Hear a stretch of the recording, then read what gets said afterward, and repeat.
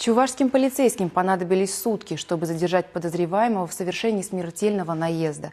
Правда, к моменту обнаружения автомобиля водитель уже успел уничтожить большую часть улик. Утро 1 февраля для полицейских Чувашии выдалось особенно неспокойным. В 7 часов 20 минут поступило сообщение о трупе женщины, найденном близ поселка Харкасы Чебоксарского района. Выехавшим на место происшествия полицейским стало ясно, что смерть наступила от удара автомобиля, марку которого еще предстояло установить. Личность погибшей также была неизвестна. Здесь, на месте аварии, были обнаружены фрагменты автомобиля, совершившего смертельный наезд.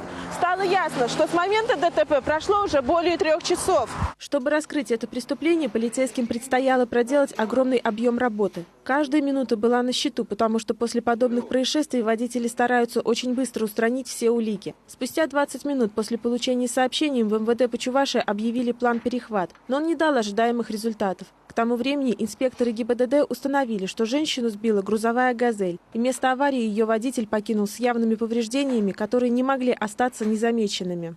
На обочине лежали остатки, куски от вскрывшейся автомашины. Куски бампера, фара, зеркало правое, по которым мы, в принципе, первоначально выяснили, что данная автомашина является «Газель», которая, возможно, скрылась в сторону Нижнего Новгорода. Как выяснилось позже, за рулем был 56-летний житель Дзержинска. Вернувшись домой, он сразу начал устранять повреждения машины, которую взял в аренду. А у работников автосервиса не возникло вопросов, что с вами за история? Я солгал на работе, солгал, что просто кувет улетел. По словам водителя, женщина появилась на проезжей части внезапно. Он не успел среагировать и сбил ее.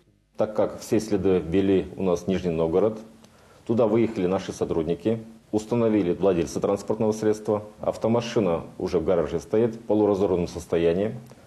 Если бы еще сутки прошли, автомашина уже приняла бы первоначальный облик, и, конечно же, нам было бы затруднительно установить это транспортное средство.